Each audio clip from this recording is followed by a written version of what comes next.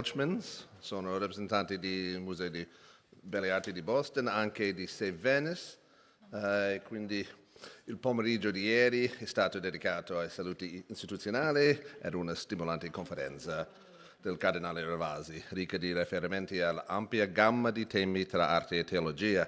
Oggi invece offre presentazioni specialistiche sulla storia dell'arte, la storia, la teologia, tutti con un focus sul grande dipinto di Tintoretto, sul restauro. Allora, abbiamo 5 relatori oggi: Paolo Menini, Matteo Cassini, Michel Oshman, Esther Brunet e Giovanni Maria Fara.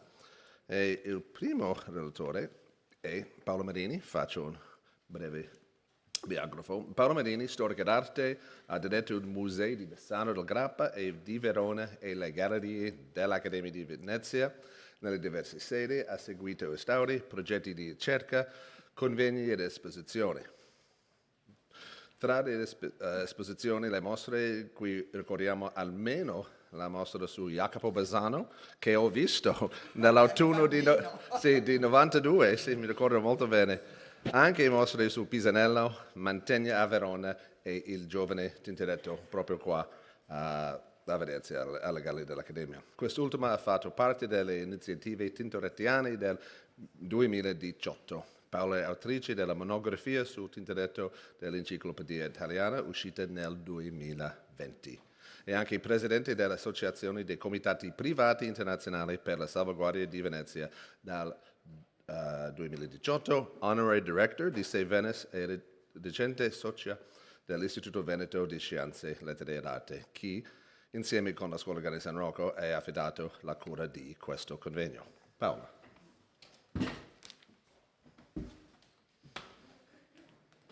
Buongiorno a tutti, il mio non sarà un vero e proprio intervento, solo 12-13 minuti di presentazione delle ragioni del convegno.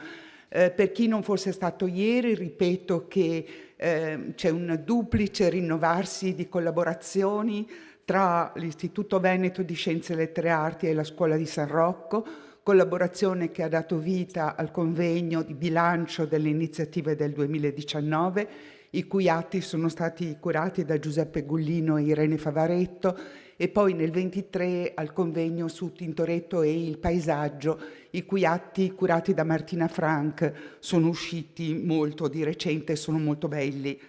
La collaborazione con St. Venice, al cui chairman Frederick Hilchman, insieme con Bob Eccles, dobbiamo le esposizioni di Venezia e Washington, ha generato questa, credo, unica fioritura di revisioni e restauri su opere di Tintoretto che sono state più di 20, e tra i quali appunto da ultimo la grande crocifissione della sala dell'albergo, ma in occasione delle manifestazioni del 2018, giustamente dice Frederick 2019, la manutenzione conservativa e il ricollocamento dei teleri della chiesa di San Rocco, un'operazione molto interessante e importante. Quindi è proprio a Frederick Hilchman che spetta la presidenza della prima sessione nella duplice veste del presidente del Consiglio di presidente del Consiglio di amministrazione di St. Venice e di studioso di Tintoretto.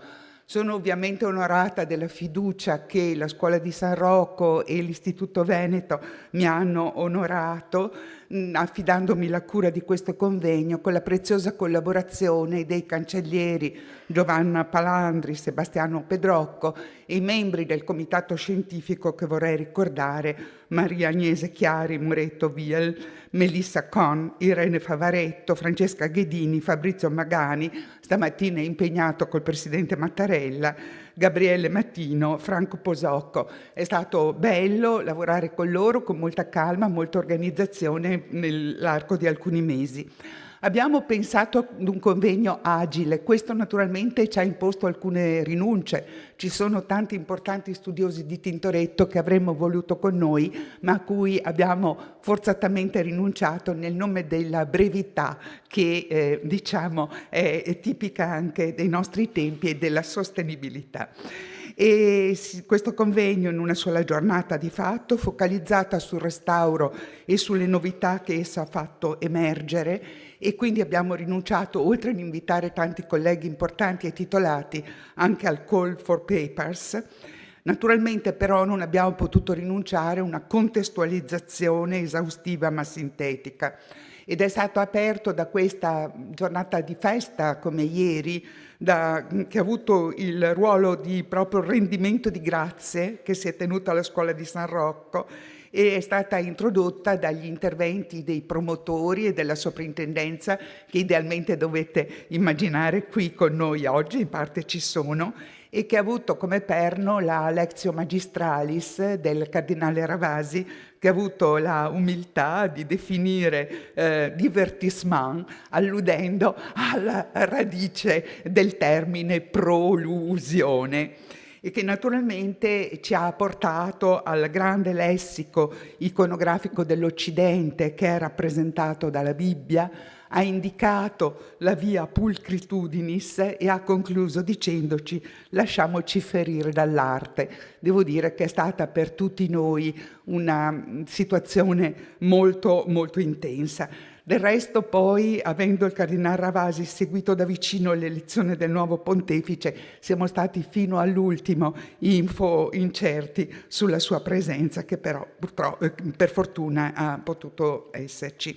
Spetterà oggi a Esther Brunet dettagliare la lettura teologica della crocifissione, dipinta, ricordiamolo, a ridosso della conclusione del Concilio di Trento e vicino a un'altra tela di eccezionali dimensioni, vicina cronologicamente, Le nozze di Cana di Paolo Veronese, e di dettagliarlo in rapporto all'intero ciclo della sala dell'albergo, che, ricordiamolo, era quella in cui si riuniva la confraternita Banca e Zonta della scuola, proprio sotto il telero. Dopo l'inquadramento teorico che abbiamo affidato a Matteo Casini, sarà Michel Hockmann, che ringraziamo della sua presenza, ad approfondire, alla luce di quanto emerso da quel grande cantiere della conoscenza che è un restauro fatto a regola d'arte, i procedimenti creativi di Tintoretto, perseguendo le illuminanti riflessioni condotte finora dagli studi,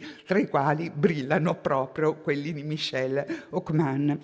La pulitura ha messo in nuova evidenza aspetti in precedenza meno apprezzabili, come i piani di profondità, la composizione per gruppi fortemente individualizzati, il colore brillante e cangiante.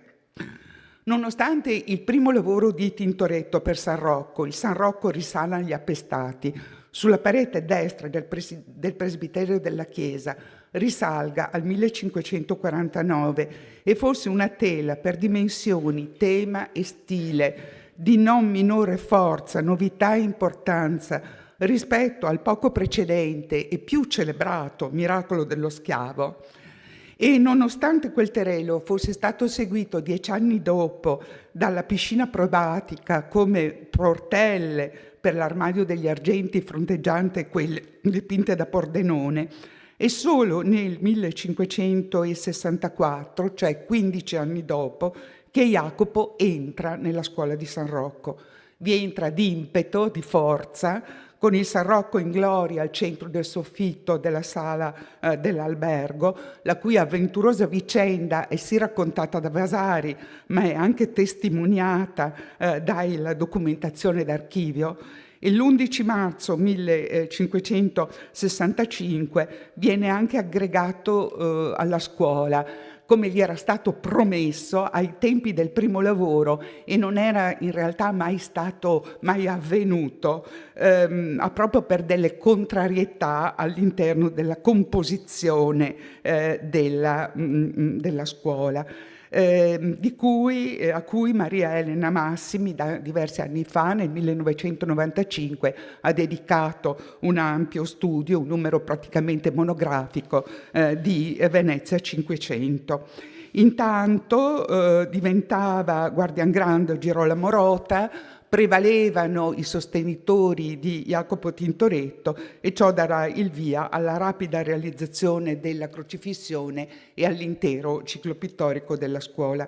Ripercorrerà le tappe di questa cruciale vicenda Maria Agnese Chiari Moretto Viel, a cui dobbiamo profonda gratitudine per la sua costante e qualificata dedizione al patrimonio artistico della scuola.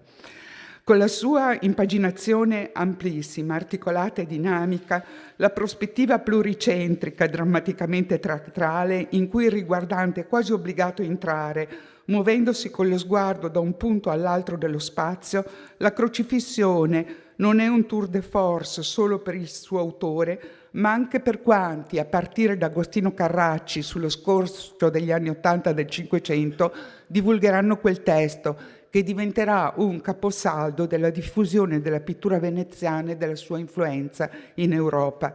E questo è il tema che verrà affrontato da Giovanni Maria Fara. La sessione pomeridiana del convegno sarà coordinata, come avete visto dal programma, da Fabrizio Magani, soprintendente Archeologia, Belle Arti e Paesaggio per la città metropolitana di Venezia, e verrà aperta da Melissa Conn, direttrice dell'ufficio di Sei Venice a Venezia, che riporterà le motivazioni dell'intervento, le stesse che hanno convinto i mecenati, un importante mecenato, a sostenerlo. Seguirà la relazione di Irene Spada, che per la soprintendenza ha diretto i lavori, restituendo l'approccio complessivo del cantiere da parte dell'ufficio di tutela. Si trattava di un intervento necessario, anticipo già quelle che saranno delle conclusioni, a distanza di 50 anni dall'ultimo trattamento, effettuato da Antonio Lazzarin sotto la direzione di Francesco Valcanover e Giovanna Nepis Scirè all'inizio degli anni 70, nella stagione che vorrei definire eroica della conservazione a Venezia, seguita all'inondazione del 1966 e supportata dall'avvio dell'azione dei comitati privati internazionali per la salvaguardia di Venezia. In questo caso il World Monument Fund, che allora si chiamava International Fund for Monuments, grazie al contributo di Edgar Kaufman, figlio del committente di Falling Water, la casa sulla cascata di Frank Lloyd Wright, con cui aveva collaborato durante il cantiere. Le più aggiornate metodologie di indagine, unite alla documentazione storica conservata presso il Laboratorio della Misericordia, hanno permesso di acquisire ulteriori conoscenze sulle tecniche e sulla tavolozza impiegate dal maestro, di cui parleranno Maria Francesca Alberghina e Salvatore Schiavone di Star Test. Stefano Volpin, del Laboratorio Scientifico della Misericordia, un tempo di pertinenza dell'intera soprintendenza veneziana e da una decina d'anni afferente alle gallerie dell'Accademia, riferirà sulle nuove indagini che hanno riguardato il frammento di fregio riguardante le Tre Mele. Le loro ricerche sono servite di orientamento all'intervento condotto dalla ditta CBC, che è stata impegnata in questi anni in lavori di particolare portata e delicatezza, come il restauro delle storie di Sant'Orsola, di Vittore Carpaccio, delle Due Marie di Tintoretto e del Castigo dei Serpenti di Giovanni Battista Tiepolo alle Gallerie dell'Accademia, e che ora lavoro sui teleri di Tintoretto nel presbiterio di San Giorgio Maggiore, grazie sempre a Save Venice. Sarà la restauratrice Caterina Barnaba di CBC a riferire gli aspetti salienti dell'intervento, durato molto puntualmente 2 anni, in dialogo con Gabriele Mattino, storico dell'arte, ricercatore senior di Save Venice a Venezia. Una riflessione posso anticipare, ed è quella che, ritornando a distanza di 3, 4, 5 decenni, come in questo caso, sui restauri che potremmo definire moderni, gli obiettivi principali sono la revisione, il controllo, l'approfondimento delle conoscenze, la pulitura, il fissaggio della superficie pittorica se serve, spesso la riproposizione delle integrazioni, mentre le foderature degli anni 70 e 80 hanno conservato la loro validità e fortunatamente non hanno avuto il bisogno di essere sostituite. Come è stata dipinta la crocefissione, ma anche dove è stata dipinta, come veniva vista e percepita nella ritualità della Scuola Grande di San Rocco, Quale ruolo ha avuto nel percorso di Tintoretto e nel quadro della pittura veneziana e non solo veneziana del tempo? Quale ispirazione ha suscitato nei tempi successivi? Sono alcune delle molte domande a cui il convegno vuole rispondere. Grazie a tutti i relatori che avete partecipato, a voi che siete presenti alle 9 di mattina per Venezia. È un'ora antelucana, bravissimi, grazie, vi ringrazio dello sforzo. E vi do ora in conclusione un paio di notifiche che poi varrà la pena di ripetere. Vale a dire, non è prevista una pausa caffè per la stessa ragione per cui abbiamo iniziato alle 9, ma dalle 9, miracolosamente adesso, quando finisco di parlare, si aprirà la porta in fondo a sinistra che darà accesso a una stazione caffè nelle sale adiacenti che durerà fino alle 12. La colazione, la colazione invece la colazione ci sarà ed è aperta a tutti, offerta da Prosecco Doc per il tramite della Scuola di San Rocco, che ringraziamo, e si svolgerà nella sede storica dell'istituto a Palazzo Loredane in Campo Santo Stefano e sarà un'occasione di continuare a scambiare opinioni. Grazie.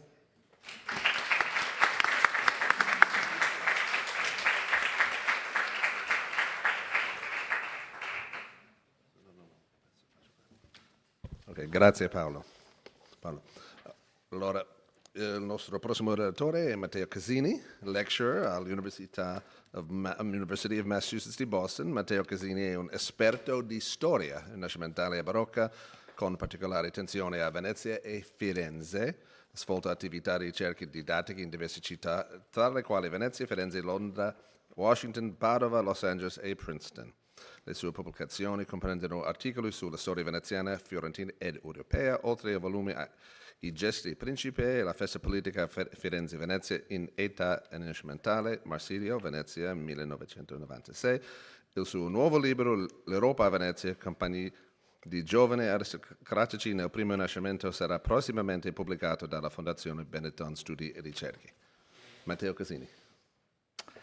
Grazie a tutti. Volevo davvero ringraziare Giovanna Palandri e Sebastiano Pedrocco dell'Istituto Veneto, tutto l'Istituto, per avermi invitato qua, e naturalmente Save Venice, Paola Marini, e Comitato Scientifico, tutti coloro, la Scuola di San Rocco naturalmente, tutti coloro che hanno promesso questo incontro molto interessante.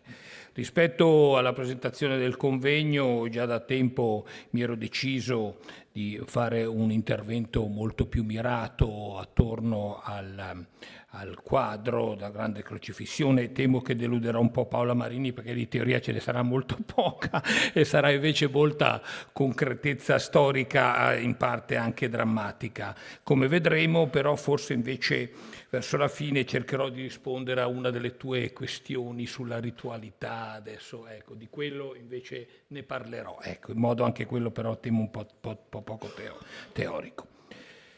Dal macro al micro.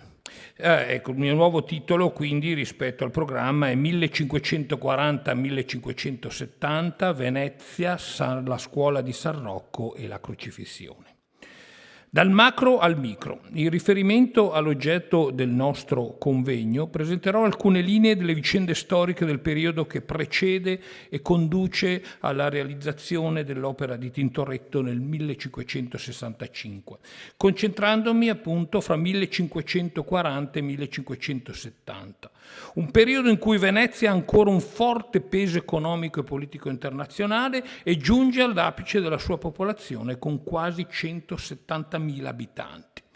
Mi soffermerò sia su aspetti generali della politica e società che potrebbero interessare il nostro incontro e lo studio del dipinto, sia su alcuni particolari riguardanti possibili connessioni del dipinto stesso con la scuola di San Rocco da un punto di vista storico, appunto dal macro al micro. Cominciamo con un po' di cronologia. Nel 1996 Alberto Tenenti e Ugo Tucci introducevano i 2 volumi dedicati al Rinascimento nella storia di Venezia Treccani, che si occupano del periodo dal 1400 al 1540, terminando con il ridimensionamento della Repubblica in campo europeo dopo la pace di Bologna del 1530. Fino a quel momento, secondo gli autori, Venezia è, cito, il cuore di un dominio a geometria territoriale variabile, ancora centro di un'economia e mondo, e grazie ad un'eccezionale stabilità politica e alla notevole compattezza interna riesce a restare sulla breccia in ambito internazionale. Il Rinascimento può addirittura pensarsi come periodo centrale della storia veneziana per almeno 3 fattori: il governo che si afferma come tipo originale ed anomalo, lo Stato regionale che avverte un decisivo rovesciamento dell'incidenza delle sue componenti sulla vita della città, il rovesciamento, molto interessante questo, fra dominio da mare e dominio da terra, e l'economia che vede il passaggio dalla fase mercantile a quella proto-industriale e terriera. Certo, non possiamo scordare le guerre d'Italia, appunto fra 1494 e 1530, con il parziale ridimensionamento delle ambizioni della Serenissima, che ne esce non con perdita di possessi imperiali, ma comunque con la necessità della nuova classe dirigente di contenere le sue ambizioni e adottare un nuovo costante pacifismo.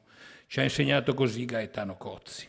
Senatori come Andrea Gritti e Gasparo Contarini colpiscono il nunzio pontificio Girolamo Aleandro nel 1533 e fanno altresì sperare in ottimi rapporti col Papa, poiché essi, cito, temono la guerra più che fuoco e pestilenzia, ne possono o vogliono sentire nominarla. Ma è anche la Venezia di decisivi fenomeni culturali e urbanistici, come gli albori e poi decollo internazionale del mito moderno, grazie alla pubblicazione del De Magistratibus et Republica Venetorum di Gasparo dello stesso Contarini.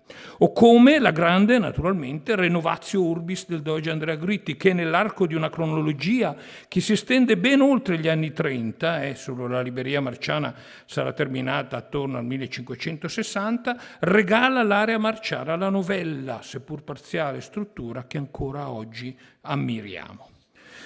Riprendendo però Tenenti e Tucci, la Serenissima è sin qui motore di un irradiamento culturale ad ampio raggio. Irradiamento, tuttavia, che alla lunga deve rendere un'immagine soprattutto difensiva e ripiegantesi su di sé. Rischia quindi di delinearsi, secondo i 2 autori da ora in poi, l'inizio di una certa decadenza della Repubblica. E questo anche per quello che succede nella fondamentale data del 1540, chiusura della guerra agli ottomani iniziata 3 anni prima e momento di una pace dolorosa voluta dal Consiglio dei 10 e Zonta. Si effettua il pagamento di ingenti somme di denaro e soprattutto si consegnano al turco gloriosi possessi veneziani della Morea, Napoli di Romania e Malvasia. Infatti l'ambasciatore imperiale a Venezia, Don Diego Hurtado de Mendoza, critica aspramente le decisioni veneziane. Li gran principi et le repubbliche non sono soliti accedere il Stato, ma a guadagnarlo, scrive il Mendoza. E nuove difficoltà nascono nel rapporto con gli Asburgo e la Lega Cattolica. Pompeo Momenti parla di odio geloso di Carlo V. Dal 1540 per la Serenissima non c'è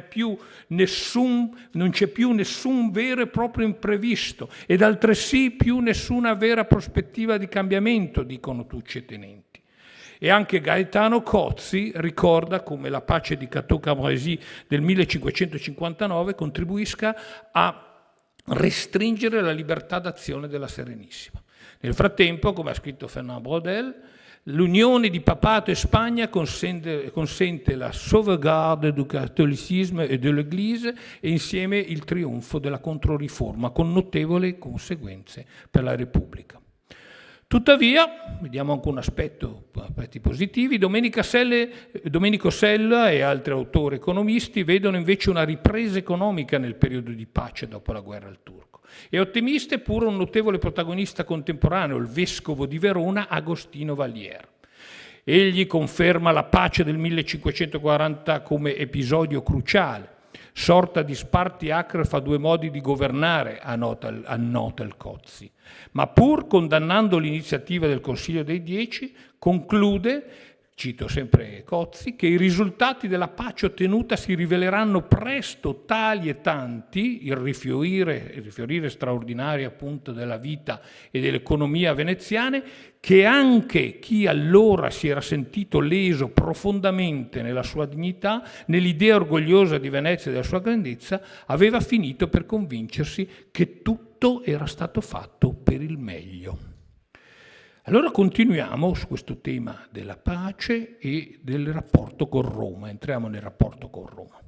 La pace quindi come essenziale nuova tendenza. Ancora nel luglio 1556 Bernardo Navagero, oratore presso Paolo IV, coadiuvato dal segretario Antonio Miledonne, parliamo di personaggi che hanno contatti importanti con Tintoretto, alla richiesta di un'alleanza militare antispagnola per la conquista del Regno di Napoli, replica che la Repubblica vuole solo la pace. E in questi frangenti Navagero deve giustificare più volte la neutralità veneziana e confrontarsi con le richieste di Paolo IV riguardanti la repressione dell'eresia a Venezia, nel contesto dell'offensiva contro gli spirituali. E deve pure difendere ex vescovi come Vittore Soranzo e Alvise Priuli, accusati come eretici. Poco più tardi, tra l'altro, c'è a Venezia il noto scontro fra il patriziato antipapalista e il patriarca Girolamo Contarini. Inutile quasi dirti, assai soventi sono le difficoltà contingenti nel rapporto fra governo veneziano e papato. Risorgono punti dolenti quali la nomina dei vescovi in terra veneta, la presenza di famiglie patrizie papaliste, le speciali prerogative di San Marco, le decime sul clero e la fama di Venezia città tollerante, ove, secondo Melantone, i giudizi dei buoni vi devono essere liberi. Vi è poi il rapporto con movimenti con sfumature ereticali. Questo è anche un tema ovviamente spesso sfiorato nelle discussioni su Tintoretto.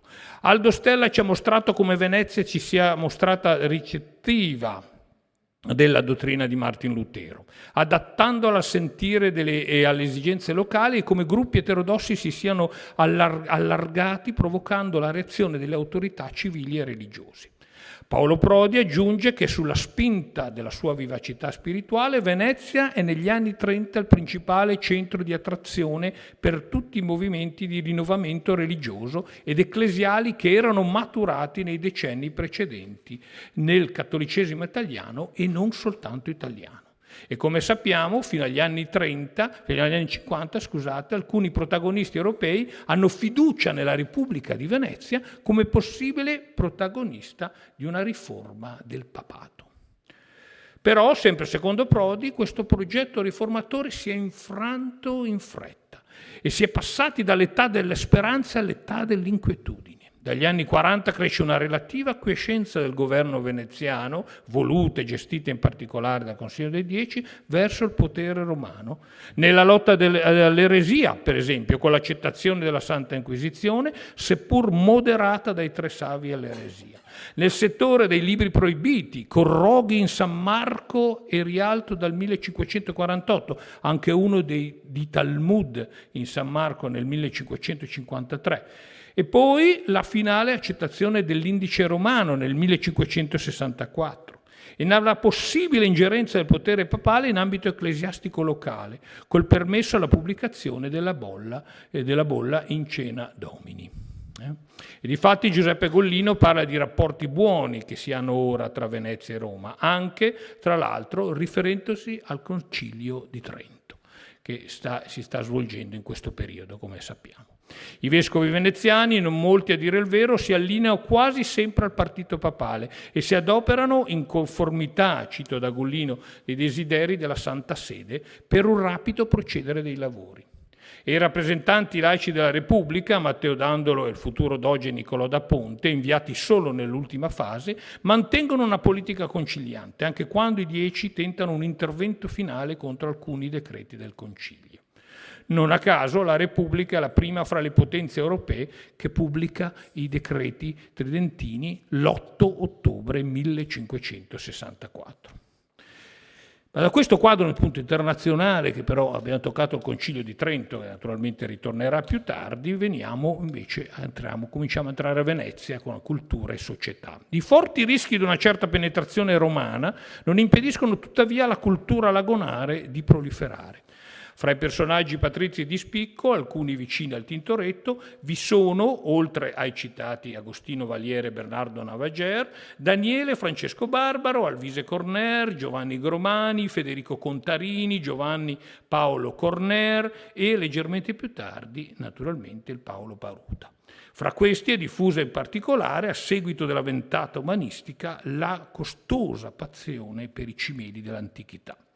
Vi sono poi anche assai noti non nobili come l'Aretino, Anton Francesco Doni, Francesco Marcolini, Ludovico Dolce, Andrea Calmo, Jacopo Sansovino, lo stesso Andrea Palladio e infine Francesco Sansovino che inaugura il suo lavoro nel 1556. Vi sono poi interessanti iniziative, seppur effimere, come l'Accademia della Fama o veneziana e l'Accademia Pellegrina, di cui fanno parte Doni e Marcolini. Osserviamo quindi in generale, alcuni di questi personaggi naturalmente sono molto rilevanti nella vita di Jacopo Tintoretto. Osserviamo quindi in generale una notevole continuità con la Respubblica letteraria quattrocentesca delineata suggestivamente da Vittore Branca.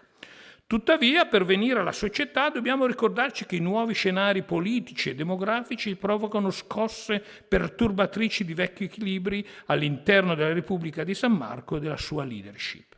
Parlando della nobiltà, il ceto dirigente completa, ma soprattutto nei settori più alti, il mutamento da ceto mercantile a ceto industriale o rentier, già iniziato a fine 400, e inoltre compie passi decisivi nell'amministrazione politica.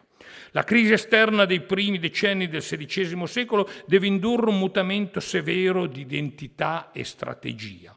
In particolare si sviluppa la concentrazione oligarchica a favore dei primi della terra, come sono definiti dai cronisti, e del Consiglio dei 10 Zonta, in grado di raggiungere una tale autonomia da concludere in solitudine le paci col turco del 1540 e 1573. In contemporanea vi è un possibile declino del peso politico del Maggior Consiglio e delle componenti nobiliari che ne sono protagoniste, alcune in continuo e ormai annoso impoverirsi con le loro famiglie. Protagonista di tale evoluzione è un gruppo di famiglie dominanti, ovvero i rami più facoltosi dei clan dei Grimani, Corner, Pisani, Loredan, Priuli, Vendramin, Zorzi, Barbaro e altri ancora. Famiglie in grado di disporre di estesi e redditizi benefici ecclesiastici e investiture feudali, rendite da bonifiche e appalto di dazi, proprietà immobiliari e altre entrate ancora. Sono i primi a prendere in mano la Serenissima nel periodo qui esplorate per quasi tutta la lunga vita del Tintoretto. Lo scopo è di ridefinirne la struttura politica, sociale e culturale. È loro il tentativo di preservare la purezza del patriziato, di sorvegliare i costumi con una legislazione suntuaria sempre più invadente e nuove magistrature contro il lusso e la bestemmia. È loro l'intento di formulare una rappresentazione a tutto tondo dello Stato e società veneziani, come nel caso appunto di Gasparo Contarini. Inoltre si impongono nuovi trend sociali, per esempio una nuova cultura genealogica, ci ha raccontato Dorit Reins, laddove non poche famiglie cercano un nuovo status nobiliare che possa rispondere a una crisi di identità nei confronti delle aristocrazie europee. Mentre la tradizionale austerità dei patrizi veneziani, derivata dagli antichi costumi mercantili e ancora lodata dal Monsignore della casa, sembra appannarsi, in particolare nella seconda metà del secolo. Infine un novello accento sul possedere e dimostrare larghi patrimoni si concretizza attraverso l'ostentazione di titoli, l'opulenza architettonica, l'assunzione di bravi o grandi festeggiamenti per la propria famiglia, come i grandi eventi del 1557 in onore della dogarezza di Lilia Pruli, moglie del doge Lorenzo Pruli, o del 1564 per l'accoglienza di Francesco Maria II della Rovere, finanziati dai grandi Foscari e Grimani. Del resto, per lo stesso Paolo Paruta, la ricchezza è ora necessaria al vivere umanamente e al raggiungimento di dignità, liberalità e magnificenza. Se accenno al patriziato non è solo per riferimento al quadro politico generale, ma anche per un motivo che si vedrà più avanti, considerando altre componenti sociali di rilievo di Venezia, le confraternite maggiori e minori, entrambi sponsor decisive del Tintoretto nel nostro periodo. E continuiamo nella nostra, entrata dentro la società veneziana. Le scuole piccole, le citerò brevemente, sono in continua espansione numerica, molte rappresentano vivaci comunità artigiane e straniere, ma la sempre più fervente devozione laicale, popolare e cinquecentesca è confermata dalle novelle confraternite del Santissimo Sacramento, appunto, ben note al Tintoretto, nate a partire già da inizio Cinquecento, abbastanza in anticipo rispetto al resto d'Italia, e fra le prime patrone del Tintoretto, come sappiamo, dagli studi di Hills, Paul Hills, eccetera. Oggi però hanno un ruolo da protagonista le scuole grandi, per appunto. In forte crescita anche loro all'interno della società lagunare sin dal secolo precedente, anche grazie alla spettacolare ascesa proprio della scuola di San Rocco. In queste scuole fondamentale, primo punto, è il ruolo dei leader appartenenti alla cittadinanza, i cittadini. Ma quale cittadinanza? Questo è un aspetto molto interessante. Si tratta di un mondo quindi non nobili ma cittadini. Si tratta di un mondo assai ampio, variegato e complesso, conseguenza di un'emergenza sociale sul lungo termine, causata dal restringersi progressivo ma acuto dell'accesso alla classe dominante e molto meno, come ceto, strutturato giuridicamente di quest'ultimo. La storiografia recente, in particolare il recentissimo lavoro di Giulia Zanon, ha messo in luce come essere cittadino possa semplicemente significare, in particolare dal Cinquecento avanzato, godere di una buona professione e un buon tenore di vita.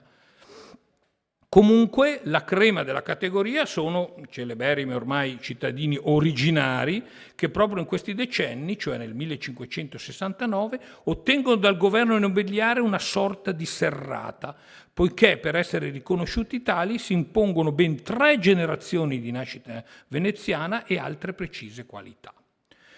Ma poi, secondo le ricerche di Brian Pullan e Maria Elena Massimi, e veniamo qua alla scuola di San Rocco, la leadership appunto di questa confraternita è nelle mani di un'altra categoria particolare, i cittadini cosiddetti di privilegio, cioè de intus et extra, riconosciuti in questo periodo grazie rispettivamente a soli 15 o 25 anni di residenza in città. La vecchissima legge del 1410 che imponeva di concedere le cariche maggiori solo agli originari, che sono i veri protagonisti dal 400 in poi di questa nuova spinta legislativa verso un tentativo di definizione della cittadinanza, questa l'antica legge del 1410 che poi tra l'altro in quel momento lì significava solamente i nati a Venezia, viene bypassata da una richiesta proprio di San Rocco del 1498 di ammettere nella categoria dei cittadini anche i mercadanti non tamen exorti di questa città, non provenienti da questa città. Si tratta principalmente, le ricerche hanno mostrato, di ricchi artigiani del tessile e di mercanti che, almeno secondo le vicende dei protagonisti maggiori del patronage confraternale, quindi pure di quello tantoriano, sembrano possedere una forte cultura cristologica, come ci dice la Massimi. Ritornerò su questo punto, ma restando un attimo nell'ambito propriamente sociale, di storia sociale, secondo le mie ultime ricerche invito a ripensare al rapporto fra questa leadership di cittadini e di nobili gentilomini del Consiglio presenti presso la scuola grande. Rapporto che invece a mio parere andrebbe indagato per vagliare un possibile governo ombra dei nobili nel sodalizio. Alcuni eventi. Nel 1523 il corpo del fratello doge Antonio Grimani viene posto in San Rocco prima di essere portato ai Santi Giovanni e Paolo. Però sappiamo che i dogi fin da fine 400 sono anche membri della confraternita. Nello stesso periodo il patrizio Juan Maria Contarini dona al sodalizio la celebre reliquia della spina, mentre altri contarini sono ben presenti fra i confratelli. Nel 1520 le umbrelle sul dito e corpo di San Rocco vengono traslati sull'altar maggiore della chiesa da gentiluomini della scuola e signoria. Nel 1524 nella stessa chiesa si tiene la solenne messa di fondazione di una nuova compagnia patrizia della Calza, i Valorosi, che peraltro comprende Leonardo Loredan di Gerolamo del Fu Doge Leonardo. Nel 1526 gli 8 sacerdoti che il giovedì santo dovrebbero accompagnare l'ombrella con la spina miracolosa della scuola, di cui dirò dopo, sono sostituiti da molti gentillomini in atteggiamento devozionale. Nel 1528 la famiglia Soranzo sembra essere in grado di intervenire nella concessione di grazie a fanciulle povere, grazie spesso patrocinate da patrizi peraltro. Poi il maggiore benefattore della confraternita in quel periodo sembra essere il nobile Maffio Donà, secondo le ricerche di Ferdinando Tonon. Ed infine nella seconda metà del XVI secolo nella scuola si tengono dispendiosi funerali dogali in onore dei dogi Alvise Mocenigo e Pietro Loredan. D'accordo, ancora una volta i dogi sono confratelli, ma sappiamo che i funerali dell'elite sono sempre buone opportunità di rinforzare i network familiari e sociali. E veniamo ora, riprendendo il discorso sulla leadership cittadina di San Rocco, ad avanzare alcune personali ipotesi sulla crocefissione dal mio punto di vista, dal mio approccio, spettacolarmente restaurata come abbiamo visto ieri. Punto di partenza del ciclo della passione di Gesù nella sala dell'albergo, un colossal con centinaia di comparse, decine di azioni simultanee, come la definisce Melania Mazzucco, realizzato peraltro poco dopo che Tintoretto diviene membro attivo della scuola, come sappiamo. La committenza vede in primo luogo il guardian grande Girolamo Rota, il cui nome risulta nell'epigrafe, il cui incarico come guardian grande è, cito, esattamente sovrapponibile alla realizzazione dell'opera di Tintoretto, come ha scritto la Massimi. Alcuni storici hanno pure ipotizzato la sua apparizione nel dipinto, sulla sinistra in particolare, o come centurione o come vecchio penitente che cavalca un asino. Il Rota è protagonista, assieme a diversi altri, della sponsorship tintorettiana del periodo che sembra incline appunto ad una cultura cristologica. Tale cultura è dettata dal fatto che, come è notato da Antonio Manno, San Rocco è imitatore di Cristo, come tutti i santi, e quindi il suo culto non può che saldarsi a quello della croce del Salvatore. Culto della croce, peraltro, molto cara ai vicini francescani, con i quali la scuola ha densissimi rapporti. In quest'ambito, inoltre, l'appena concluso Concilio di Trento ha ridato slancio all'esaltazione dei santi e alla caritas pubblica, in stringente opposizione alle teorie protestanti. Ma anche tenendo a mente quello che Marie-Louise Lillywhite ha definito l'endorsement, l'adesione e il sostegno di Trento al potere spirituale delle immagini, vorrei fare delle considerazioni, direi invece più di tipo antropologico, a partire dal dettaglio principale del nostro quadro, il crocefisso. Esther Brunet nota che in generale nelle opere della sala dell'albergo e sala superiore la croce è via di salvezza e fonte dei sacramenti, mentre il crocefisso domina l'intero spazio del nostro dipinto. Proviamo allora ad affrontare un punto di vista che chiamerei rituale di questa sacra rappresentazione, cioè nel suo potenziale di coinvolgere emotivamente gli spettatori non solo in una profonda pulsione religiosa, ma anche nel richiamo di attività collettive del sodalizio. Vorrei quindi considerare la presenza di croci e crocefissi nelle celebrazioni sarrocchine, molto importanti in questi decenni. Infatti, pur cercando il capitolo della scuola di contenere eccessive spese festive dei confratelli, incessante è la sua enfatizzazione dell'attrattività cerimoniale e devozionale della comunità. Per esempio, con la fondamentale decisione del 1551 di estendere a tutto l'anno l'accesso in chiesa al Santissimo Corpo del gloriosissimo protettor nostro Missier San Rocco. Vediamo alcuni casi che coinvolgono degli oggetti fondamentali di cui mi sono occupato nell'ultimo volume sulla chiesa di San Rocco. Durante il rito propiziatorio del passaggio fra il guardian grande vecchio e il neoeletto, fra il vecchio e il nuovo, una croce viene baciata da entrambi e poi passata dal primo al secondo. quindi la croce come elemento di passaggio del potere confraternale. Poi, fra i numerosi oggetti devozionali di San Rocco, vi è un antico crocefisso con corona di spine che compare come sorta di confalone stendardo processionale da molto tempo, almeno dal 1495, allorché è portato in San Marco. E penso ne parlasse Agnese Chiari ieri. Pare abbia proprietà miracolose e, secondo il testo cerimoniale cinquecentesco Libro dei Ordini, viene usato in varie occasioni calendariali, avendo soprattutto un ruolo importante il Giovedì Santo. In questo giorno, però, la scuola compie anche un altro rituale calendariale molto particolare, con una sua reliquia, anch'essa strettamente collegata alla crocifissione di Cristo, una spina della corona del Messia donata alla confraternite dal nobile Juan Maria Contarini nel 1519. Anch'essa è miracolosa, normalmente esposta in chiesa il venerdì prima della festa della Madonna di marzo. Secondo Marin Sanudo ha cominciato a fiorire il giorno del Venerdì Santo, attirando il concorso di molte gente e grande popolarità in tutta la terra, la città di Venezia, la terra come la chiama Sanudo. La cosa è confermata peraltro dai registri della scuola stessa nel 1528. La sera del Giovedì Santo, come spiega il Libro dei Ordini, tale spina pericolosa viene messa in un tabernacolo coperto da un velo negro e portata su di un solero processionale, un carro processionale in Basilica Marciana con l'accompagnamento appunto del crocefisso gonfalone della scuola.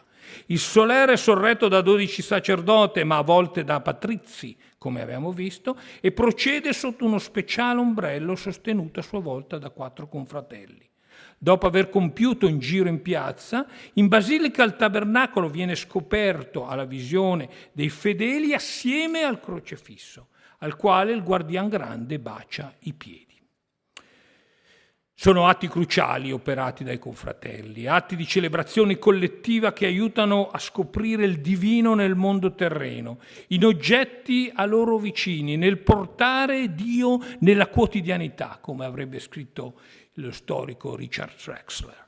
E sono atti che si possono fondere col personale approccio e la preghiera alla crocifissione tintorettiana, perché, ha scritto Pat Fortini Brown, se è familiare al partecipante, ogni azione rituale trascende l'occasione contingente, poiché richiama azioni del passato, presente e futuro. Passato, presente e futuro. E quindi il crocefisso può scatenare nella molteplicità di apparizioni un totale coinvolgimento cultuale, personale e di gruppo. E vengo alla conclusione ringraziando ancora tutti coloro, gli organizzatori e quelli che mi hanno invitato qua. Dal macro al micro voglio appunto, questo sì è un approccio un po' teorico, seguire il vecchio approccio microstorico. Avendo sfiorato in qualche modo il cuore del secolo XVI, i suoi decenni centrali con la loro agitata transizione nei singoli e nei gruppi, non possiamo dimenticare quello che segue e di cui Paruta e Sansovino saranno protagonisti. La Venezia nobilissima e singolare dell'ultima parte del secolo, il cosiddetto autunno del Rinascimento. Periodo che peraltro il Tintoretto, che sempre pensa, ci dice Ridolfi, il modo di farsi conoscere il più arrischiato pittore del mondo, sa accompagnare fino alla morte con grandezza e puntualità, ad esempio col maestoso lavoro in Palazzo Ducale. È un periodo affatto sereno, come sappiamo, drammatici gli anni 70, ad esempio, con la guerra e pace di Cipro, gli incendi di Palazzo Ducale e soprattutto la terribile peste, chiusa dalla nascita della festa del Redentore, di cui proprio San Rocco sarà protagonista in un ambito urbano, cerimoniale e complessivo. Tuttavia la civiltà veneziana, anche grazie all'emergere della nuova componente dei giovani in ambito politico, saprà reggere nuove e decisive battaglie. Ancora agli inizi del Seicento, col celeberrimo interdetto. Forse questo sì, pensiamoci, il momento della fine del serenissimo Rinascimento. Fine di un Rinascimento, tuttavia, ci avrebbe detto Fernand Braudel, per aprirne un altro ancora nello straordinario secolo XVII. Grazie.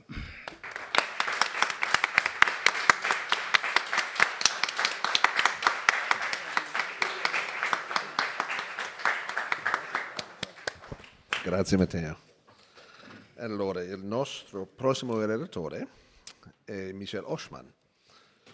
Presidente dell'École pratique des hautes études de Parigi, Michel Ochsman è uno specialista dell'arte italiana del Rinascimento, in particolare di quella veneziana, è noto per i suoi studi sulla storia del collezionismo. A questo si aggiungono le sue ricerche sulle tecniche pittoriche, in cui i risultati sono stati pubblicati in Colorito, la technique des peintres vénitiens à la Renaissance 2016, dedicato appunto alle pratiche pittoriche nella Venezia del Cinquecento. Ochsman ha dedicato ampi studi a Tintoretto, approfondendone in particolare la produzione giovanile, il contributo allo sviluppo della pittura paesaggistica e l'importanza del disegno nel suo processo creativo. Michel.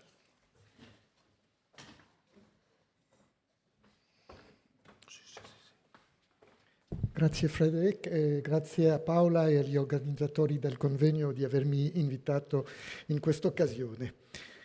Come sapete tutti, Tintoretto è uno dei registri più spettacolari che l'arte della pittura abbia mai conosciuto. La sua capacità di concepire immense composizioni popolate di un grande numero di personaggi in atteggiamenti variegati e dinamici che invadono lo spazio del quadro in tutte le sue dimensioni, costituisce senz'altro un aspetto centrale del suo genio. Le fonti, Carlo Ridolfi, Marco Boschini in particolare, ci hanno trasmesso un certo numero di informazioni riguardanti il suo modo di progettare queste opere monumentali e voglio naturalmente rileggere con voi questi testi celebri.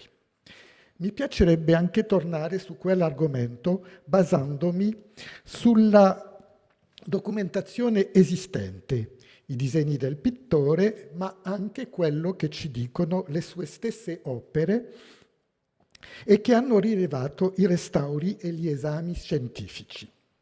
Difatti, queste indagini permettono di rivedere un certo numero di idee trasmesse dalla storiografia.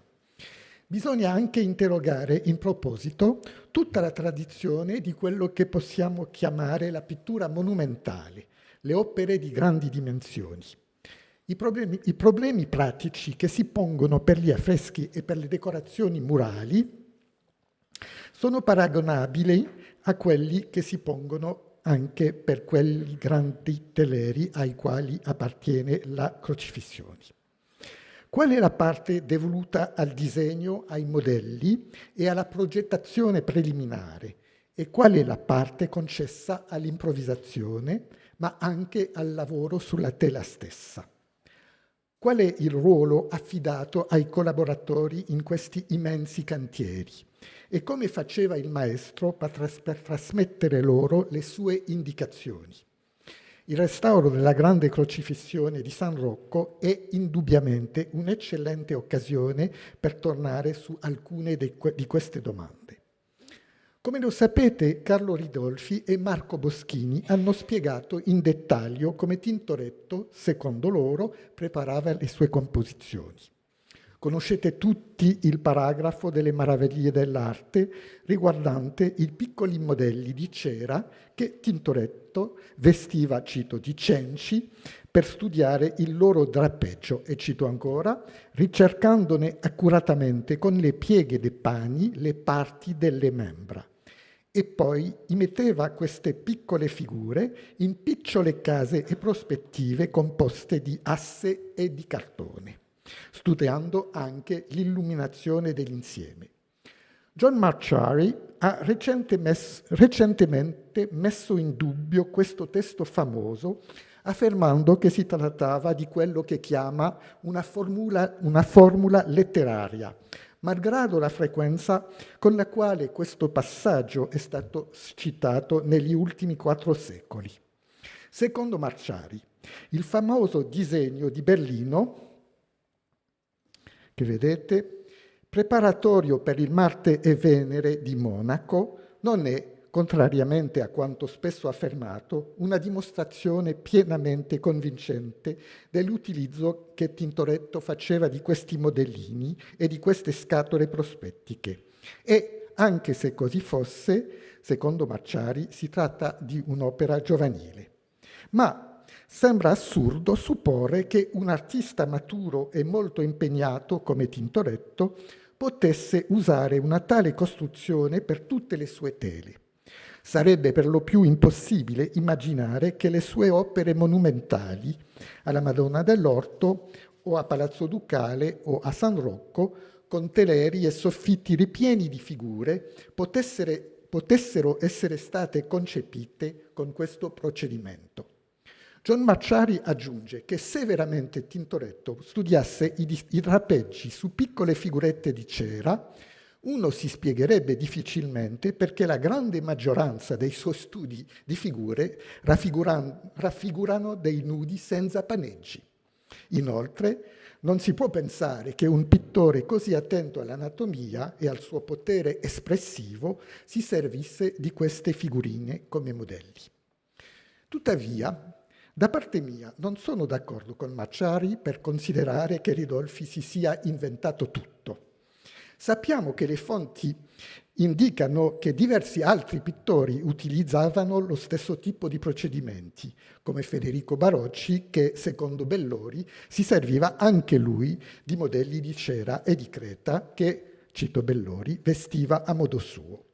Sappiamo, è molto celebre, che Poussin faceva anche lui uso di una specie di scatola prospettica con l'illuminazione predisposta attraverso piccole aperture e le stesse figurine di cera drapeggiate.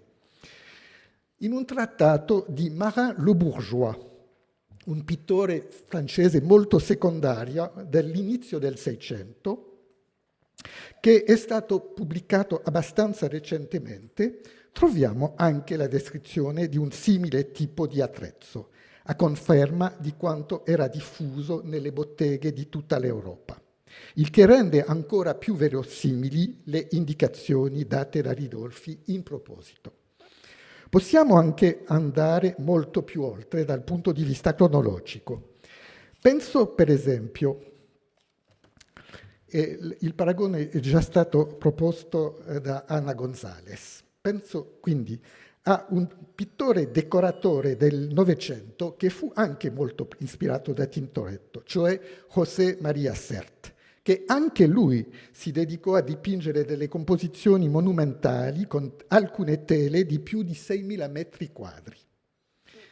Come viene documentato in questo caso in un modo preciso, anche lui, anche Sert, preparava tutte le scene dei suoi quadri utilizzando, come vedete, dei manichini, in questo caso fatti di legno e articolati, che metteva in varie posizioni e che inquadrava in piccole maquette, esattamente come faceva il Tintoretto. Li fotografava poi, e sono le sue fotografie che avete sullo schermo, correggendo le fotografie con il carboncino e la sanguigna e quadrettandole per poterle riportare sulla tela, esattamente come faceva Tintoretto con i suoi studi di figure. E vedete la quadratura a sinistra. L'altra descrizione celebre dei procedimenti di Tintoretto è quella lasciata da Marco Boschini nell'introduzione delle sue Ricche Miniere. Prima di eseguire un'opera, secondo Boschini, Tintoretto sarebbe andato direttamente sul sito per fissare l'altezza e la distanza e quindi di determinare la prospettiva. E poi sarebbe passato alla confezione della scatola prospettica e delle figurine delle quali parlava Ridolfi. Boschini, in confronto con Ridolfi, insiste molto sulla distribuzione dei lumi, quindi sulla distribuzione dei lumi, alla quale Tintoretto affidava la parte principale delle sue riflessioni durante questa fase del lavoro. Ma l'aspetto più interessante del testo di Boschini, in confronto con quello di Ridolfi, riguarda la fase seguente, quella dell'esecuzione del dipinto. Mentre Ridolfi non diceva niente in proposito, Boschini sembra affermare che Tintoretto, dopo questi preliminari, sarebbe passato direttamente all'esecuzione della tela.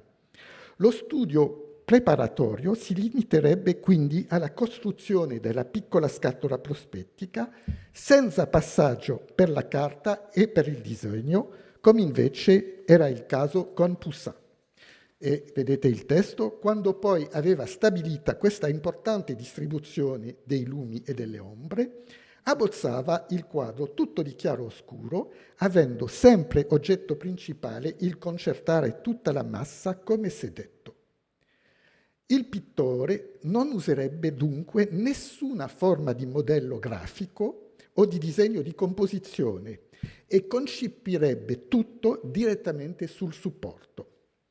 Boschini descrive anche il modo molto originale con il quale il pittore avrebbe adattato la sua opera al sito al quale era destinata, collocando l'abbozzo che aveva realizzato nel suo sito per maggiormente soddisfare alla sua accuratezza, cito ancora, e riformando tutto quello che rendesse discordo l'armonia del concetto.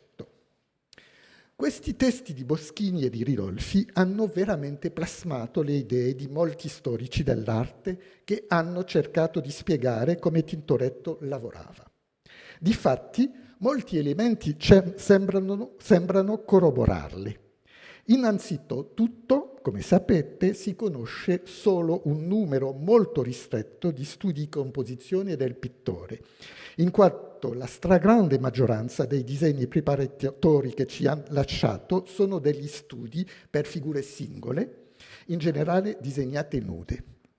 Secondo Vasari, Tintoretto stesso avrebbe affermato, in occasione del concorso per il soffitto dell'albergo della Scuola di San Rocco, in un altro passaggio molto famoso della letteratura artistica, quando i confratelli gli riprovarono di avere presentato loro un'opera finita e non un modello disegnato, come gli era stato richiesto, che, e cito ancora una volta un testo molto famoso, quello era il suo modo di disegnare, che non sapeva fare altrimenti e che, e questo è molto importante, i disegni e modelli delle opere avevano a essere a quel modo, cioè un'opera finita, per non ingannare nessuno. Quindi il disegno inganna, bisogna passare direttamente alla realizzazione della tela.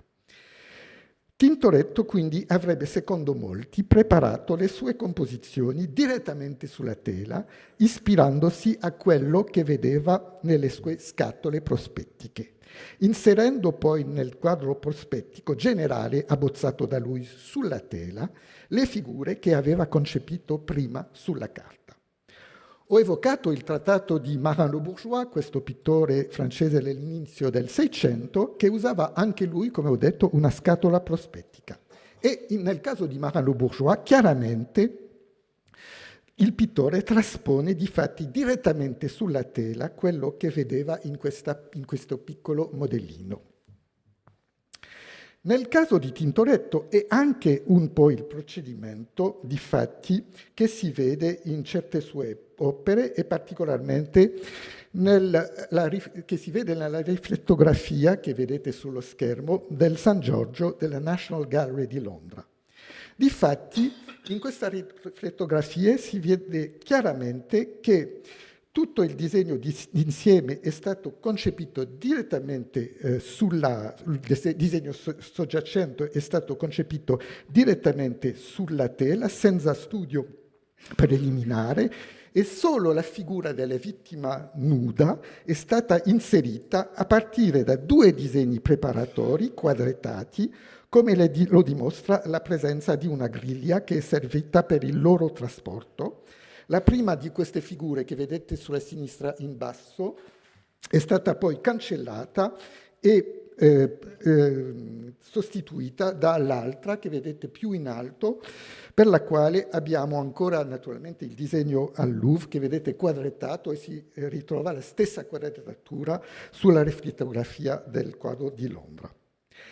Si è anche supposto che la scena prospettica all'intorno del quale si svolge la lavanda dei piedi del Prado, sia stata concepita direttamente sulla tela e si vedono difatti i segni lasciati dai tracciati preliminari per la definizione dello spazio.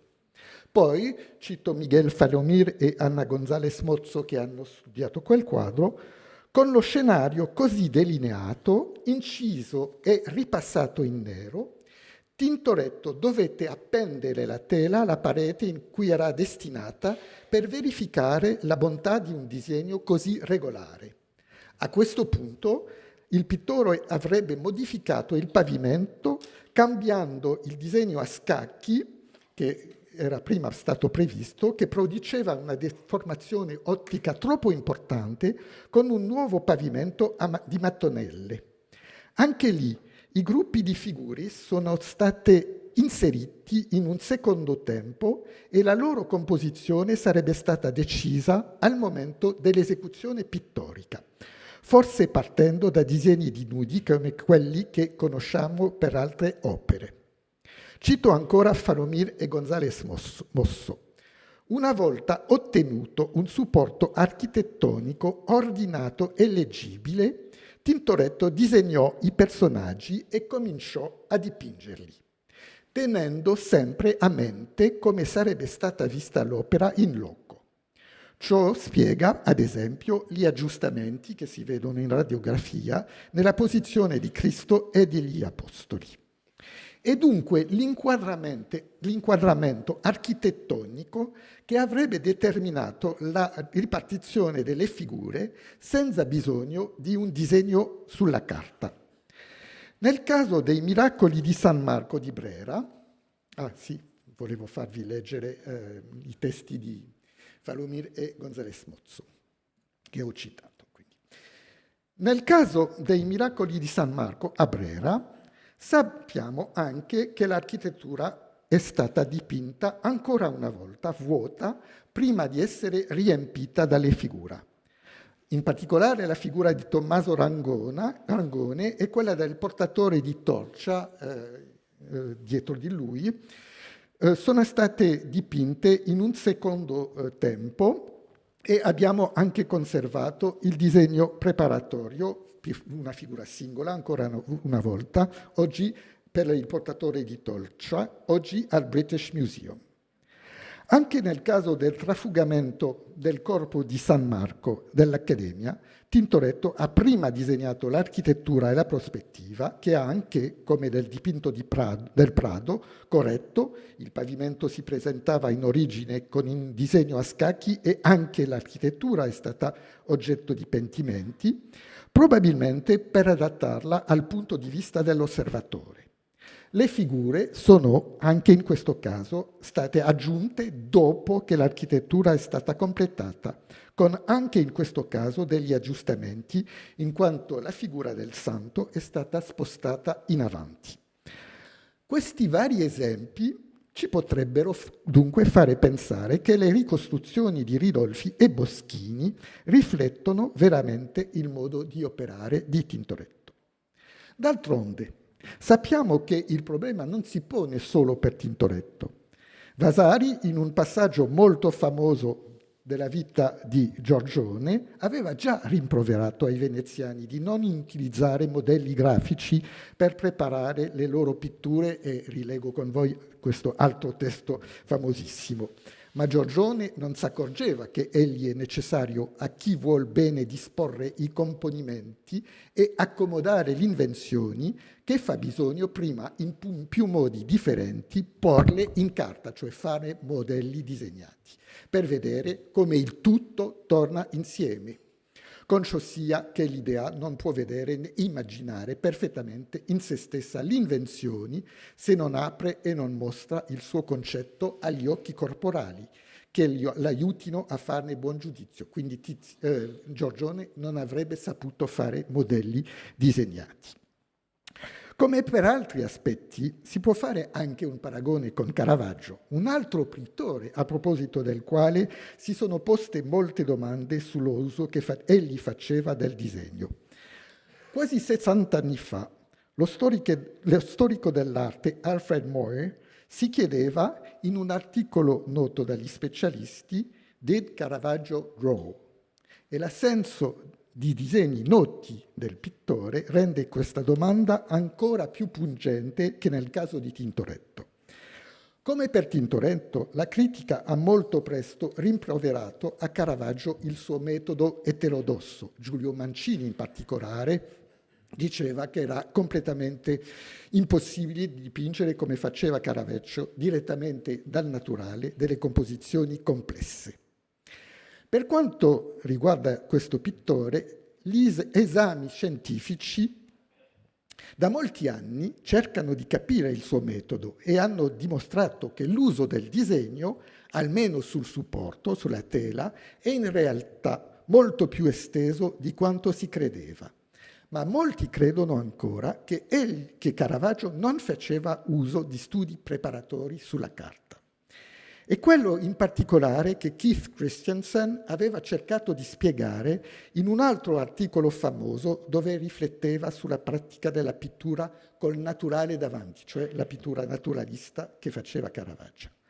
Secondo Christiansen, anche nelle sue composizioni più complesse, come il Martirio di San Matteo, Caravaggio sarebbe riuscito a costruire le sue composizioni direttamente sulla tela e a fare a meno degli studi preparatori.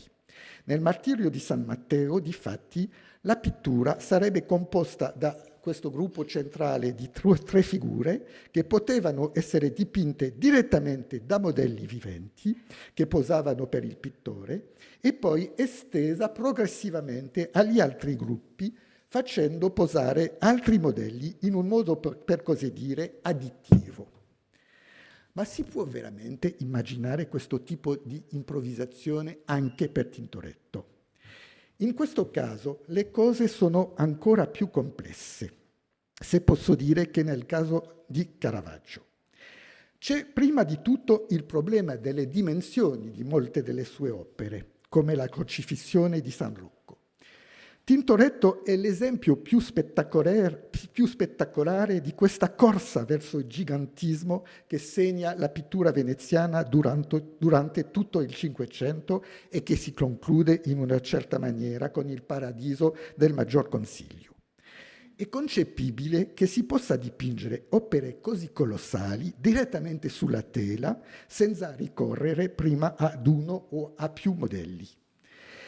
Nel caso della pittura murale, già all'inizio del Trecento, Yves Borsuk, nel suo studio famoso sugli affreschi italiani, constatando l'assenza di una sinopia nel ciclo di affreschi di San Piero a Grado, che data dell'inizio del Trecento, suggeriva l'esistenza già a quel periodo di piccoli disegni che il pittore portava con sé per servirgli da modelli. E i primi disegni di composizioni per pitture murali, oggi ancora conservati, datano dell'inizio del Quattrocento. Permettetemi ancora una volta un paragone forse un po' audace, e vi prego di scusarmi, un paragone anacronistico, quindi. Se guardiamo per esempio ai modi di lavorare degli autori dei murals di Los Angeles, un altro tipo di pittura monumentale, anche se le composizioni di queste opere, che naturalmente non hanno niente a che vedere con Tintoretto, sono generalmente molto meno complesse di quello delle tele veneziane del Cinquecento, ci rendiamo conto che anche in questa forma d'arte l'uso dei modelli è ancora molto diffuso. Anche se il paragone con la pittura veneziana del Cinquecento può sembrare un po' stravagante, certi problemi sono abbastanza simili. Barbara Carrasco, che è l'autrice di quel dipinto, per esempio, per il suo grande mural intitolato LA History, A Mexican Perspective, preparò una serie di schizzi quadrettati, eccone uno, molto vicini all'opera definitiva e che furono riportati sul supporto da una squadra di collaboratori che vi faccio anche vedere, l'aspetto collaborativo di questi murals è anche interessante in quanto lo ritroviamo nel caso della bottega di Tintoretto. E l'artista spiega come tutti i giovani che lavoravano sul mural, dopo aver applicato la preparazione sul muro, trasferirono la griglia, la quadratura, quindi, per poi disegnare le immagini, e questa quadratura ci fa naturalmente pensare ai metodi di trasposizione utilizzati da Tintoretto. Nello stesso modo, vediamo un altro artista, Roberto Chavez, autore di un mural intitolato The Path to Knowledge and the False University, preparare anche lui uno schizzo dettagliato, eccolo, della sua opera, e nelle foto lo vediamo lavorare con il suo modello, lo vedete qua in basso, davanti a lui. Per tornare al grande pittore e decoratore José María Sert, del quale ho già parlato, anche lui preparava dei piccoli modelli di tutte le sue grandi pitture murali. Ma per tornare a Venezia, abbiamo testimonianze precoci di modelli di composizioni preparati su carta, che conoscete tutti. Abbiamo conservato, per esempio, quelli di Gentile Bellini o di Carpaccio, che sono precisamente collegati all'apparizione, e vi faccio vedere attualmente il famoso modello di Gentile Bellini oggi al British. Quindi questi modelli coincidono precisamente con l'apparizione dei grandi teleri e quindi della pittura monumentale su tela all'interno di Palazzo Ducale e delle scuole. Un po' più tardi ci sono disegni di composizione di Palmavecchio, di Lorenzo Lotto e naturalmente i modelli molto precisi di Pordenone. Nel caso di Bonifacio De Petati, che secondo molti sarebbe stato uno dei maestri di Jacopo Tintoretto, disponiamo di un libro di disegni di Antonio Palma, che fu il suo collaboratore e successore, e che testimonia dell'uso di una specie di repertorio di composizioni per i soggetti prediletti della bottega. Questo libretto è conservato al Louvre e vi faccio vedere per esempio qui un modello di composizione per l'adorazione dei magi, uno dei soggetti prediletti della bottega di Bonifacio.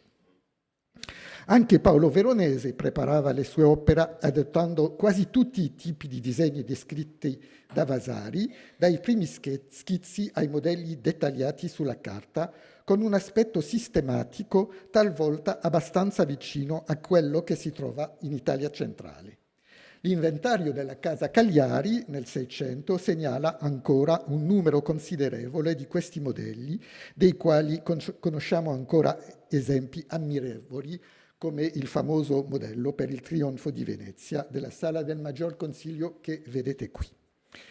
Si conosce anche un grande numero di studi di composizioni di tutti i tipi che ci ha lasciato Palma Giovane, con anche in questo caso disegni più o meno finiti e studi di piccolissimo formato. Tuttavia c'è un altro caso famoso nella storia della pittura veneziana per il quale abbiamo solo rarissimi esempi di disegni di composizione, e si tratta naturalmente di Tiziano, a parte il caso spettacolare del famoso disegno del Louvre per la battaglia di Spoleto di Cadore, oggi al Louvre, quindi abbiamo gli schizzi piccoli per il martirio di San Pietro Martire, ed è praticamente tutto. Tintoretto e Tiziano avrebbero quindi avuto una pratica originale e diversa da quelli dei loro colleghi. Nel caso di Jacopo Tintoretto, per tornare a lui, anche se sono rari, abbiamo tuttavia ancora qualche disegno di composizione. Ho già segnalato uno dei più famosi, quello per il Marte e Venere di Monaco, con i vari problemi che pone. John Marciari ha segnalato un disegno degli Uffizi che era stato spesso giudicato come una copia della presentazione di Cristo al Tempio, oggi all'Accademia, un'opera datata dal 1554 al 1556. Ma come ha notato Marciari, ci sono delle differenze tra il disegno e l'opera definitiva e c'è invece una forte somiglianza tra questo disegno ed un altro preparatorio per la Vergine, anch'esso conservato agli Uffizi, che fanno pensare che questo disegno di composizione è un disegno originale del maestro. Marciari ne fa dunque, e sono d'accordo con lui, uno raro esempio di studio di composizione sopravvissuto fino ai nostri giorni, che dimostra come generalmente Tintoretto avrebbe fatto precedere i suoi studi di figure isolate da un disegno d'insieme. Conosciamo anche il disegno per un San Martino con il mendicante, una pala d'altare che, come vedete, è interamente quadrettato, ma si tratta di una composizione molto semplice che non pone i problemi complessi dei grandi teleri come la crocifissione. Sarebbe dunque strano che Tintoretto abbia fatto un modello per questa composizione e non ne abbia sentito il bisogno per lavori molto più impegnativi. Roland Krischel ha anche pubblicato uno schizzo di piccolo formato, che vedete qui, che si trova accanto a uno studio da una scultura di Jacopo Sansovino conservato al Boijmans e menziona un altro studio ancora molto confuso conservato al Fitzwilliams a Cambridge. Come confessa Krischel, questi studi sono tuttavia quasi indecifrabili e solo Tintoretto avrebbe potuto interpretarli. Questo spiegherebbe, secondo Krischel, perché tanti di questi schizzi sarebbero stati poi scartati e non ci sarebbero pervenuti. L'ipotesi, devo dire, non mi convince del tutto, in quanto questi disegni sarebbero allora totalmente inutili per i collaboratori del pittore, un aspetto molto importante del problema, come lo dirò più tardi. Ma il disegno più celebre è naturalmente lo schizzo a olio su carta per la battaglia del Taro, conservato a Capodimonte.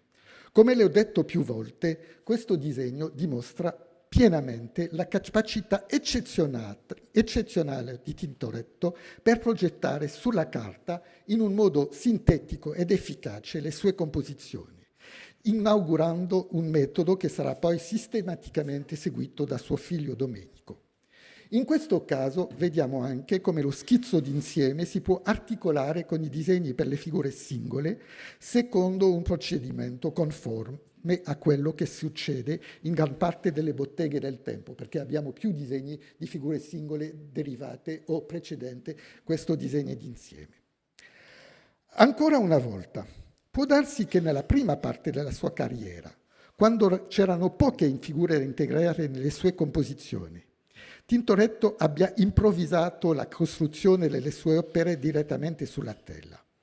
Ma quando doveva integrare dei gruppi numerosi di personaggi in costruzioni complesse, come nella crocifissione o nelle tele della Madonna dell'Orto, o quando più avanti nella carriera doveva trasmettere le sue direttive alla bottega, l'uso di un modello grafico mi sembra essere stato assolutamente necessario. Vorrei tornare in proposito sulle testimonianze preziose che ci offrono le indagini recenti sulla tecnica del pittore. Come si sa, avevamo già un certo numero di documenti interessanti riguardanti il ruolo del disegno soggiacente nell'opera di Tintoretto, grazie a diversi lavori di foderatura che hanno rivelato questo disegno quando aveva oltrepassato il supporto tessile e appariva così sul retro della tela. Conosciamo in particolare il disegno completo per il quadro votivo del doge Niccolò da Ponte, che, come ho già scritto, non mi pare tuttavia attribuibile a Tintoretto stesso, dato che il suo tracciato molto corsivo sembra diverso dall'aspetto potente e articolato che troviamo in altri disegni soggiacenti del maestro. Mi pare dunque che in questo caso un collaboratore abbia trascritto sul supporto un'idea che Tintoretto aveva quindi prima espresso necessariamente sulla carta. Conoscevamo anche, come ho già detto, diversi esempi dell'uso della quadrettatura nelle opere del maestro, sia per figure singole, abbiamo visto il caso del San Giorgio della National Gallery, che per zone più estese, E nel caso è per esempio il caso dei Miracoli di San Marco a Brera, dove si vede su una larga parte della tela un reticolo a maglia quadrata di 95 per 95 mm. Vi faccio vedere la foto a trasilluminazione dove vedete la traccia di questa quadratura che è stata pubblicata qualche decenni fa. Ma le indicazioni si sono arricchite negli ultimi anni grazie alle nuove tecniche utilizzate. La riflettografia all'infrarosso, già conosciuta da parecchi anni, e soprattutto, e questo è un po' più nuovo, la transilluminazione all'infrarosso. Penso precisamente ai numerosi documenti pubblicati nel volume dell'anno di Tintoretto, Riflessioni, ricerche, restauri, appena pubblicato a cura di Anmalia Donatella Basso nel 2022. Si sono così moltiplicate in particolare le tracce di quadrature che dimostrano, come del resto i disegni stessi, il ruolo fondamentale di questo procedimento per il trasferimento dei disegni sul supporto da dipingere nella bottega del pittore. Tuttavia, i risultati di queste indagini non sono univoci. In certi casi, come abbiamo visto nel San Giorgio della National Gallery, i segni di trasferimento riguardano solo figure isolate. Nel San Rocco risana gli animali, per esempio, traspare una quadratura sotto il Santo Benedicente a destra e sulle figure, la vedete qui, dei due portatori alla destra, e in questo caso ciascuno di questi personaggi ha la propria griglia, leggermente inclinata nel caso del santo sulla sinistra, e due diverse griglie per i personaggi alla destra, facendo pensare all'uso di un disegno per ognuna di queste figure. Invece, nel caso del San Rocco, catturato durante la battaglia di Montpellier, che appartiene allo stesso ciclo, tracce di una griglia quadrettata si sono osservate, e cito Dino Chinellato, in corrispondenza delle figure e dei cavalli impegnati nella fremente battaglia. Se capisco bene, perché il documento purtroppo non è completamente chiaro, pubblicato almeno, non è completamente chiaro, se capisco bene, in questo caso ci sarebbe quindi una griglia estesa su tutte le figure per il trasferimento di un disegno di composizione. E questo non è il solo caso dove la griglia si estende al di là di una singola figura. Già nel caso della Pala di San Marziale, un'opera giovanile e abbastanza semplice dal punto di vista della composizione, la transilluminazione rivela, cito ancora dal volume curato da Amalia Basso, la presenza di un tracciato a griglia per la trasposizione del disegno preparatorio che interessa i tre santi e che spiegherebbe quindi l'assenza dei pentimenti che si vedono in altre opere del pittore. E vedete bene, credo, questa quadratura qui sul documento, e vedete che difatti va al di là di ciascuna delle due figure e interessa l'insieme della composizione. Ma il caso più affascinante in proposito è quello della crocifissione di San Severo. Le immagini a infrarosso riflesso e trasmesso hanno fatto emergere ampie linee orizzontali e verticali. Vedete qui sul gruppo delle Marie in basso, vedete bene i segni di quadratura, e questo lì sul personaggio che si trova dietro alla croce, vedete?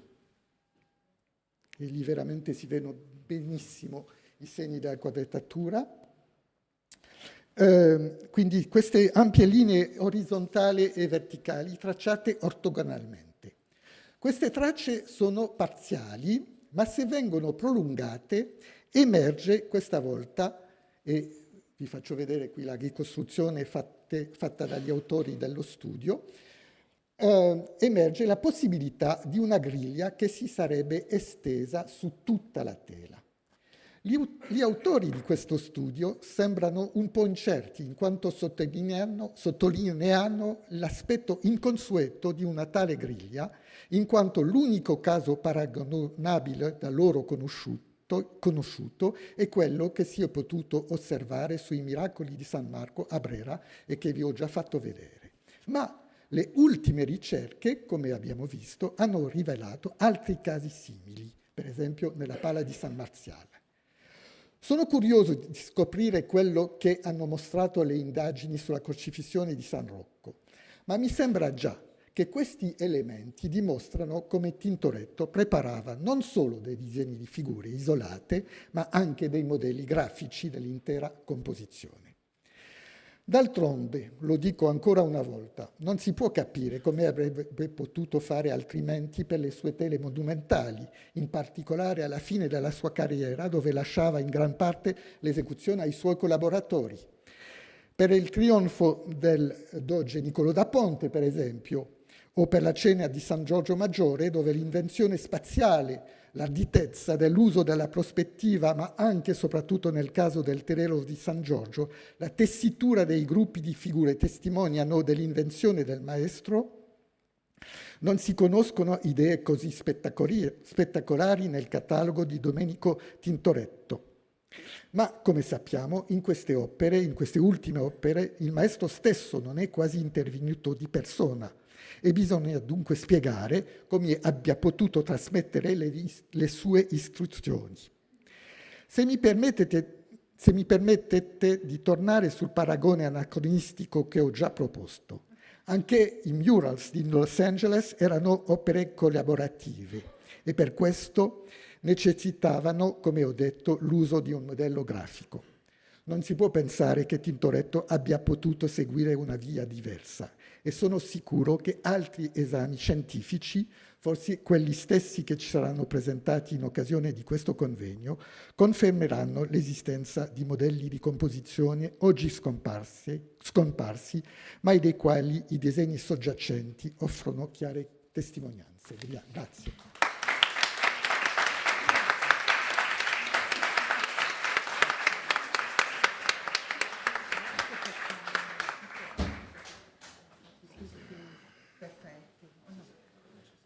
Scusate, visto che siamo stati tutti perfetti anche con i tempi, nonostante non fosse prevista una pausa, possiamo fare 10 minuti di pausa, o un quarto d'ora, va bene?